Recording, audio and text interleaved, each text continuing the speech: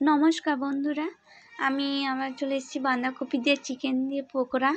দেখো, বাঁধাকপিটা আগে থেকে কেটে ঝুরঝুরে জল ঝরিয়ে নিয়েছি ভাপিয়ে। লঙ্কা কুচানো দিয়ে দিলাম, পেঁয়াজ কুচানো দিয়ে দিলাম, আদা বাটা দিয়ে দিলাম, নুন দিয়ে দিলাম, বেসন দিয়ে দিলাম, খাবার সোডা দিয়ে দিলাম, যেন দিলাম যে মচমচে হবে। কমপ্লিট দিয়ে দিলাম, একটা ডিম দিয়ে দিলাম। সব উপকরণটি এভাবে ভালো করে আমি মেখে নিচ্ছি। দেখো, বাঁধাকপিতে তোমরা জানো যে জল দিতে হবে না, নুন দিলে বাঁধাকপিতে জল ছাড়ে। আর মেখে রাখলে, এই যে হলুদ দিতে ভুলে গেছিলাম, এবার হলুদ দিয়ে দিলাম, দিয়ে ভালো করে আধ ঘন্টা মেখে রাখবো। মেখে রাখলেই দেখো কি সুন্দর আরও নরম হয়ে যাচ্ছে। নরম হয়ে গেছে। চিকেনটা আমি ম্যারিনেট করে রেখেছিলাম আগে থেকে।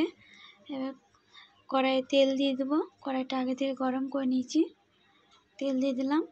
এবার চিকেনটা ভালো করে বাঁধাকপির সাথে ভালো করে মাখিয়ে নেব। দেখো, বাঁধাকপিটা কত নরম হয়ে গেছে ঢেকে রাখার জন্য। নুন দেওয়া থাকে তো, জল দিইনি একদম বাঁধাকপিতে। দেখো, এইভাবে প্রত্যেকটা চিকেন দিয়ে বাঁধাকপিটা দিয়ে মাখিয়ে তেলে ছেড়ে দিচ্ছি।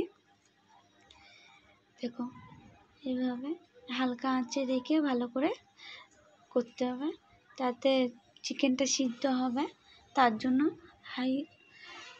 বেশি জোরে আঁচ দিয়ে দিলে কেন চিকেনটা সিদ্ধ হবে না, পুড়ে যাবে, আর বাঁধাকপিটাও সিজবে না। দেখো বন্ধুরা, কত সুন্দর এভাবে লাল হবে দু সাইডটাই। এই সাইডটা তো হলো না, এই সাইডটা একটু সাদা হয়ে আছে। দেখো, এইভাবে প্রত্যেকটা বাঁধাকপি পকোড়া, চিকেন দিয়ে পকোড়া, দেখো আমি এভাবে সব তুলে নেব। এটা হয়ে এসছে, দেখো দেখতেই পাচ্ছ। যদি অবশ্যই ভালো লাগে কমেন্টে অবশ্যই জানাবে।